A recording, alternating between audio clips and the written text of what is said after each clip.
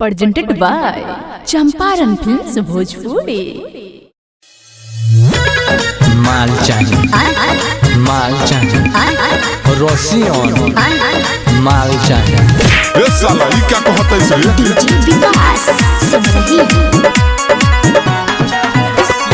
Mix Pradeep प्रेमी। बाबू हो बनी जमान हमरा माल चाहिए रोसियन। साले के ढाबा में रोसियन देते हैं। बाबू हो बनी जमान हमरा माल चाहिए रोसियन। ना चाहिए सामर बुरा ना चाहिए एसियन ना चाहिए एसियन। ना मन बे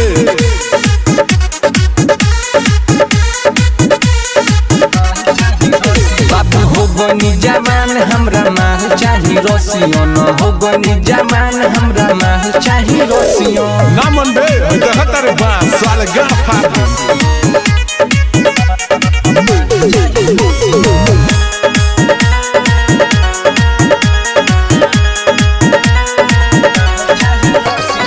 एकदम लागेली दूधवो से उजर कोमल बदन कर लागता सुभर। एकदम लागेली दूधवो से उजर कोमल बदन कर लागता सुभर। हमारा पसंद बिया तो विदेशियन। बाबू हो गनी जमान हमरा माल चाहिए रोसियन। ना चाहिए सामर बुरा ना चाहिए एसियन ना चाहिए एसियन। साले सुधर जा ना तो जान लियो।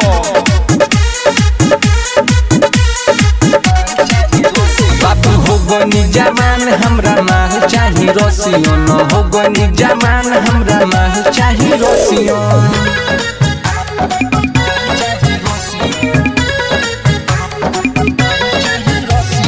Perfect recording studio DJ Vikas सही।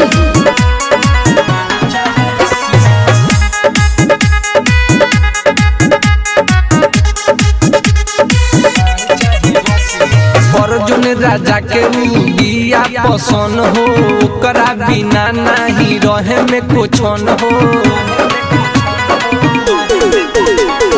अर्जुन राजा के बिया पसंद हो ओकरा बिना नहीं रहे में कुछ न हो। ना चाही गाँव वाली ना चाही देसियन। भोगे किनारे साला बाबू हो गनी जमान हमरा माल चाहिए रोसियन। ना चाहिए सामर बुरा ना चाहिए एसियन ना चाहिए एसियन।